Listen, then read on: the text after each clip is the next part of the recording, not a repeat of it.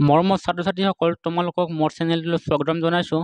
আজিৰ এই ভিডিঅ'টিত তোমালোকৰ ষষ্ঠ শ্ৰেণীৰ পাঠ নম্বৰ ৮ সমাজ অধ্যয়নৰ উন্নত জীৱনৰ প্ৰয়োজনসমূহ।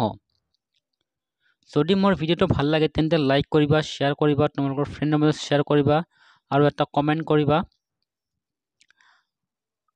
আৰু মোৰ চেনেলটিত যদি প্ৰথমবাৰ আহিছে তেন্তে ছাবস্ক্ৰাইব কৰিবা, ছাবস্ক্ৰাইব কৰি বেল আইকনটো প্ৰেছ কৰি দিবা আৰু অল নটিফিকেশ্যনটো অন কৰি ল'বা। আগৰ ভিডিঅ'বোৰ যদি চোৱা নাই তেন্তে ডেছক্ৰিপশ্যন বক্সত লিংক দিয়া আছে, তোমালোকে চাই ল'ব পাৰিবা। সকলো লেচন আছে তাতে চাই ল'ব পাৰিবা।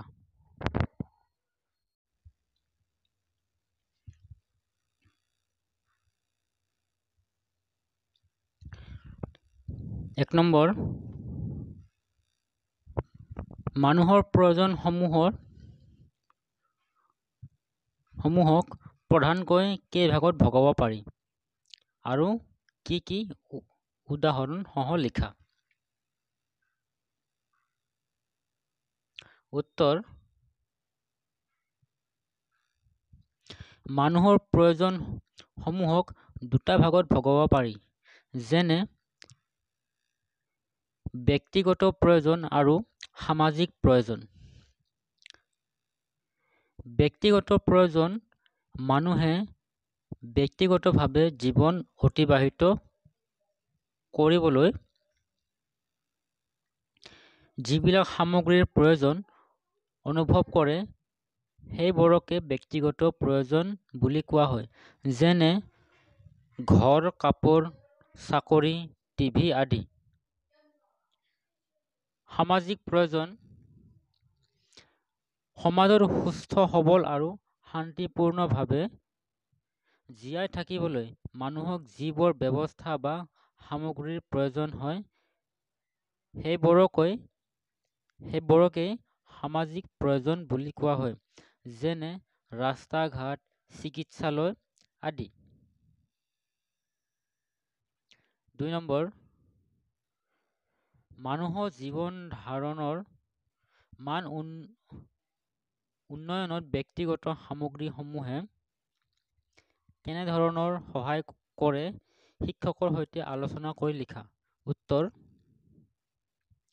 মানুহৰ জীৱন ধাৰণৰ মান উন্নয়নত ব্যক্তিগত সামগ্ৰীসমূহে বহুতো সহায় কৰে। উদাহৰণস্বৰূপে, এজন কৃষকে নাঙল, কোৰ আদি খেতি কৰা সঁজুলিবোৰৰ সহায়ত খেতি-বাতি কৰি পৰিয়ালটোক পোহপাল দিয়ে। খৰিকটীয়াই এজনৰ বাবে কুঠাৰ বা অন্য খৰি কটাৰ সা-সামগ্ৰীৰ সহায়ত খৰি কাটি পৰিয়ালটোক পোহপাল দিয়ে। ইয়াৰ পৰা ইয়াকে ক'ব পাৰোঁ যে ব্যক্তিগত সামগ্ৰীবোৰ নহ'লে ব্যক্তি এজনৰ স্বাভাৱিক জীৱন যাত্ৰাত বহুখিনি বাধা আহি পৰিব। ৩ নম্বৰ, প্ৰদূষণ-মুক্ত পৰিৱেশৰ বাবে তুমি কি কি ব্যৱস্থা হাতত ল'বা? উত্তৰ, প্ৰদূষণ-মুক্ত পৰিৱেশৰ বাবে আমি বৃক্ষৰোপণ, প্ৰাকৃতিক সংৰক্ষণ, চাফ-চিকুণ আদি ব্যৱস্থা হাতত ল'ব পাৰোঁ।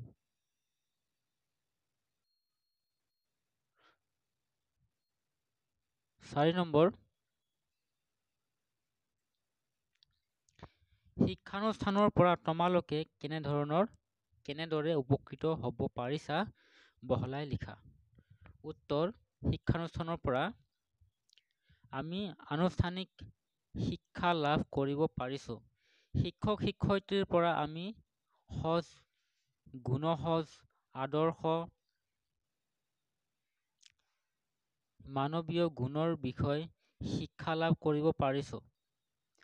শিক্ষক-শিক্ষয়িত্ৰীৰ পাঠদানৰ পৰা পুথিগত জ্ঞান আহৰণ কৰাৰ উপৰিও বিদ্যালয়ৰ পুথিভঁৰালৰ পৰা দেশ-বিদেশৰ জ্ঞান লাভ কৰিব পাৰোঁ। শিক্ষক-শিক্ষয়িত্ৰীয়ে দিহা গৃহকৰ্ম আৰু প্ৰকল্পবোৰৰ জৰিয়তে সৃষ্টিশীলতা বিকাশ ঘটাব পাৰোঁ। পৰীক্ষাৰ মাধ্যমেৰে আমি প্ৰতিযোগিতামূলক মনোভাৱৰ বিকাশ ঘটাব পাৰোঁ। শিক্ষানুষ্ঠানত অনুষ্ঠিত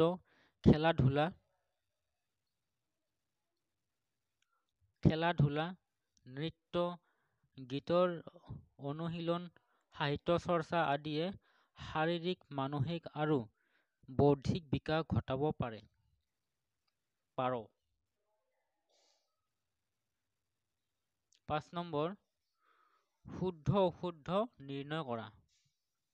ক নম্বৰ, সুখ সমৃদ্ধি আৰু সুস্থ জীৱনৰ বাবে মৌলিক প্ৰয়োজন বস্তুৰ বাহিৰে আন কোনো বস্তুৰ প্ৰয়োজন নহয়। উত্তৰ অশুদ্ধ। খ নম্বৰ, আদিম যুগৰ মানুহে সূতাৰে তৈয়াৰী সাজ-পাৰ পৰিধান কৰিছিল। উত্তৰ অশুদ্ধ। গ নম্বৰ, জীৱন ধাৰণৰ প্ৰণালীক উন্নত কৰাৰ বাবে মানুহৰ প্ৰয়োজনৰ সীমা দিনক দিনে বৃদ্ধি হয়। উত্তৰ শুদ্ধ। ঘ নম্বৰ, পুথিভঁৰাল জনস্বাস্থ্য বিভাগৰ অন্তৰ্গত বিষয়। উত্তৰ অশুদ্ধ। ঙ নম্বৰ, প্ৰদূষণমুক্ত পৰিৱেশৰ বাবে বৃক্ষ ৰোপণৰ প্ৰয়োজনীয়তা আছে। উত্তৰ শুদ্ধ। প্ৰথম ছ নম্বৰ, সামাজিক প্ৰয়োজন হিচাপে মানৱীয় গুণৰাজিৰ কোনো আৱশ্যকতা নাই। উত্তৰ অশুদ্ধ।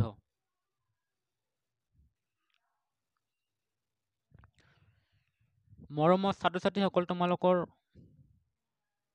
আজিলৈ ইমানেই। যদি ভিডিঅ'টো ভাল লাগে তেন্তে লাইক, শ্বেয়াৰ, কমেণ্ট কৰিবা।